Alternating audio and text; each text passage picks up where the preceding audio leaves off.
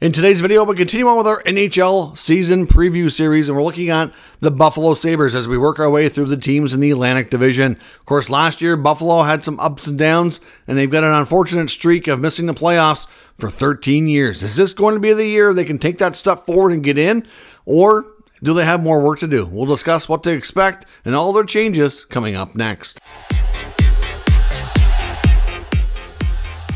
So welcome back to another video here at Top Shelf Hockey. As I mentioned, today we continue on with our season previews, and we're looking at the Buffalo Sabres. We've already completed the Montreal Canadiens and the Detroit Red Wings in this series. So if you want to see those teams when we're done with this video, they'll all be linked here in the YouTube cards. There was a playlist created, which we'll continue to add to here over time as well.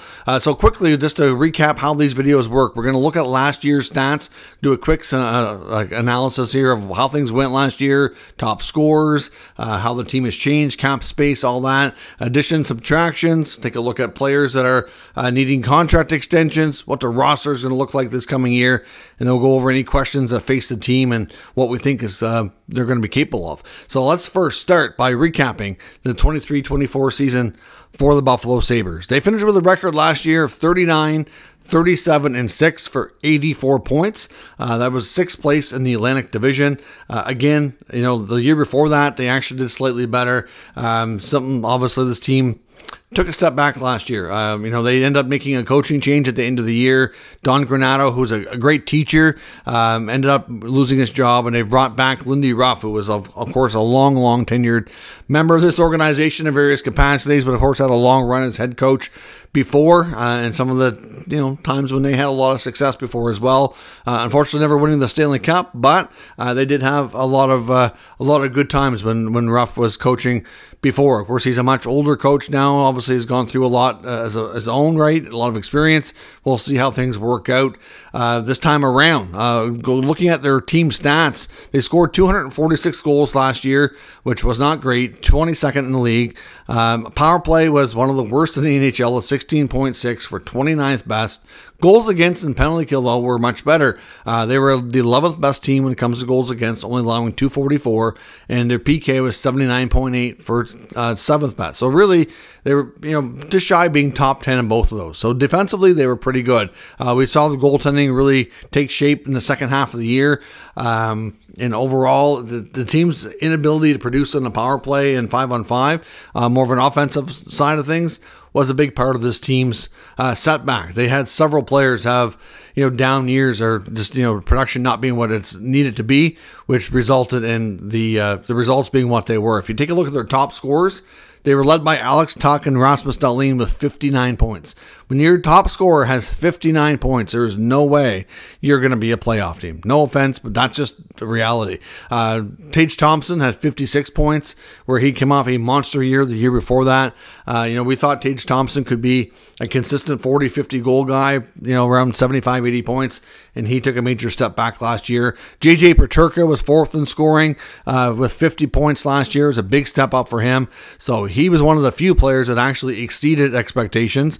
Dylan Cousins with 47 points last year was 5th in team scoring. And as I said off the top, for playoffs and looking at their streaks, this team has missed the playoffs for 13 consecutive years. This fan base is getting very, very antsy, and it deserves much better. And I've said that numerous times, but it really does. This team continues to get pretty good support considering what they've been through in the last number of years. It's been a long time coming. Currently, they sit with $8.4 million in salary cap space. They do have one player as an RFA that's unsigned, and that's Peyton Krebs.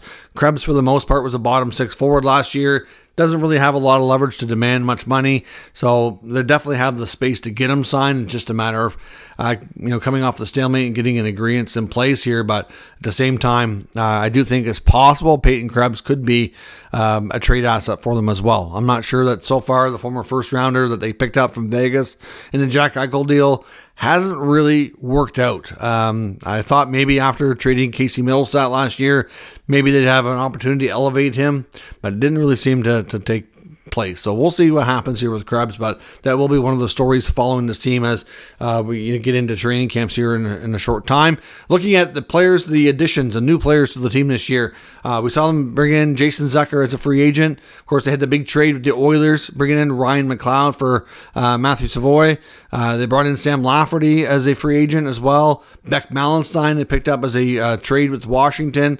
Nicholas Obey-Kubel comes over as a UFA, and same with James Reimer, the longtime veteran NHL goaltender who's been quite a journeyman here in recent years, playing for quite a variety of teams. But, overall, like I said, there wasn't anything too substantial. I mean, Lafferty and Malenstein will be decent bottom six additions for them, and Ryan McLeod will certainly add some more speed to their lineup at the center ice position, likely going to be their 3C, but really nothing that really jumps off the page as being like a major addition. As far as the subtractions goes, they end up buying out Jeff Skinner.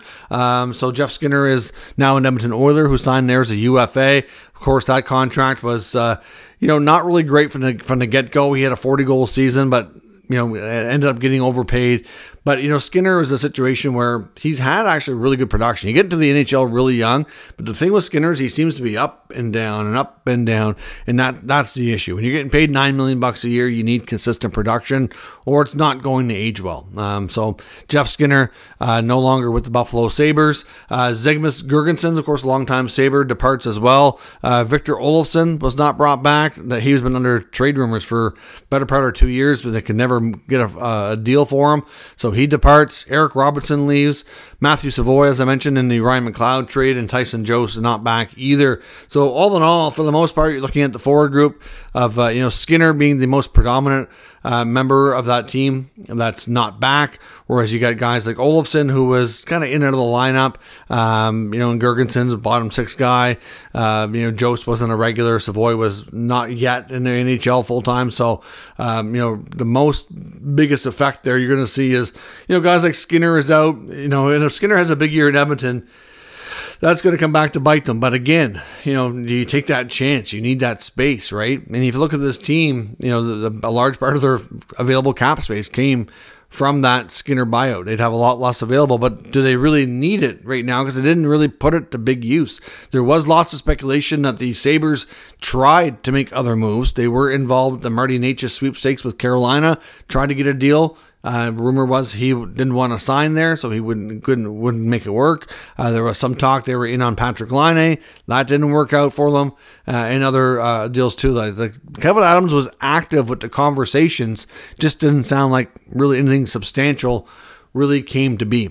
As far as rookies to watch that could have an impact on this team, well, you're looking at guys like, former first rounders here, Hellenius. I wonder, to me, he was one of the more NHL ready players in this draft. So I'm not sure he's going to have a big impact or get a lot of games, but wouldn't be shocking if he did, get into some games this year. Guys like Isaac Rosen, Yuri Kulich, Noah Ostlund are all potential players that could try to find spots here. Of course, looking at players that have contract extension eligibility, so players that are in their final year, some of which are new signings as well, like Zucker only signed a 1-year deal. Of course, because of that, he wouldn't be eligible till at least January. But besides him, same with Obey-Kubel as well. Jordan Greenway, Henry Yokoharu, who also signed a 1-year deal. James Reimer, same with him, and Jacob Bryson. All players that could extend sometime during the year, most of which is not going to be eligible until the second half of the season. On the RFA side of things, Ryan McLeod is one of those players, JJ Peterka, Jack Quinn, and Bo Byram. So they've got lots of interesting restricted free agents that could be extended this year. We'll see, or could drag into next offseason. But definitely for young players, I think at this point would be fair to say that all have pretty good futures with this club. Will be interesting to see how those negotiations are handled and if we'll see those extensions throughout the campaign. So looking at this roster, what's it look like coming into the season? Well, between the pipes, you've got a 3-goaltending system. You got Devin Levi again, who's still maybe he spends more time in the minors. We'll see. A lot of it's going to depend on how he plays in training camp.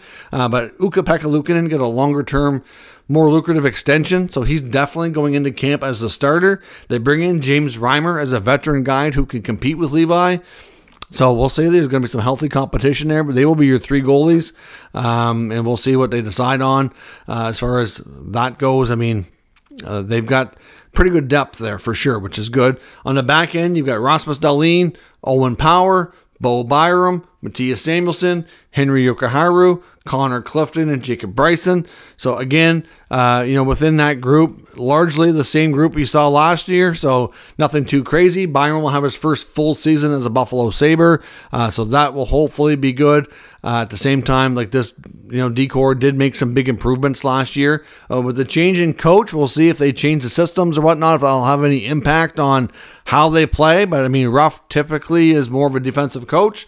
I wouldn't think that should change a whole lot, but we'll see. We've seen good growth out of Rasmus Dahlin becoming one of the game's top D-men here in the last few years. So hopefully that can continue. And Don Granato, if there was one thing he did serve well during his time with the Sabres, is he did help get Dahlin on the right track. Because there was a point, probably 2-3 years ago when a lot of people thought Dahlin was kind of broken, and would he really turn out to be the generational defenseman that he was projected to be when he was drafted? And at least it looks a lot more likely now than it did then, which is good to see because there's lots of talent there. Sometimes it's just a matter of unlocking it.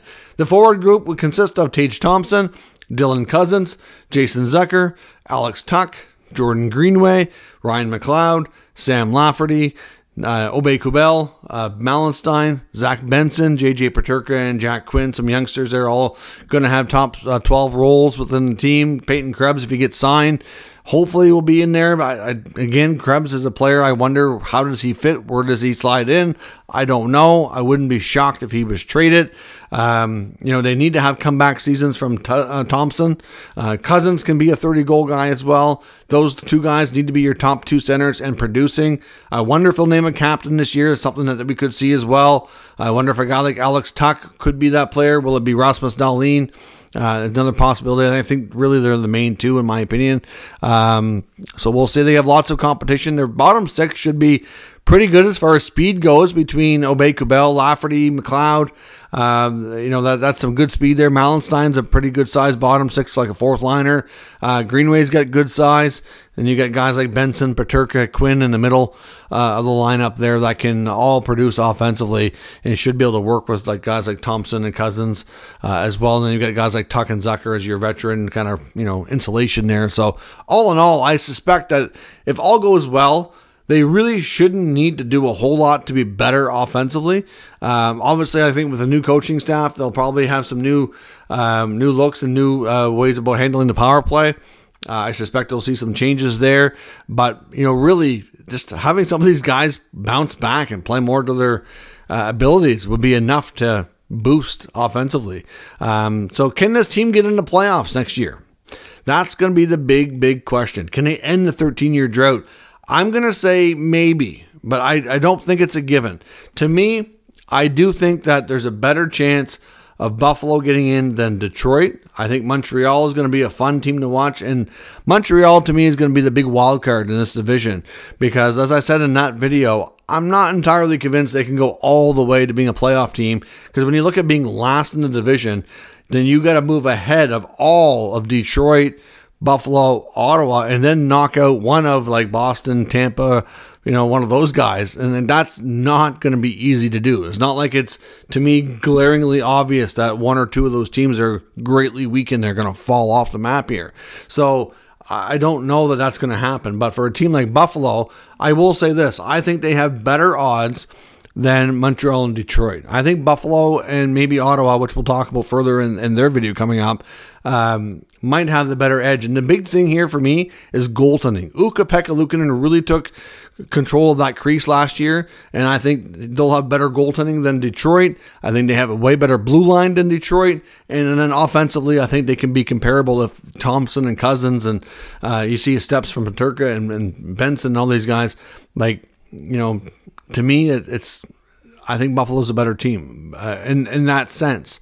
So, again, we'll see. It's not going to be easy. I wouldn't be shocked if the Atlantic puts 5 teams in the playoffs this year. And if they did, I can see a scenario where it's like Buffalo, Ottawa competing for that 5 spot. So we'll see. I think they have odds that are, 50. I put it at 50-50. But again, the fact that we didn't see a lot really done to improve this team offensively, that's would be my concern. And you're banking on bounce back seasons from some of these guys, and what if you don't get it?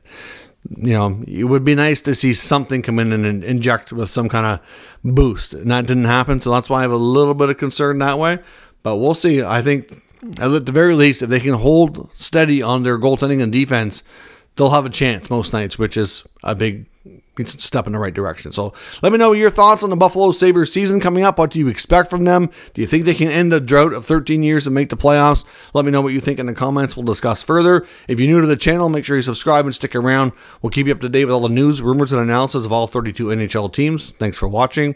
I'll catch you next time.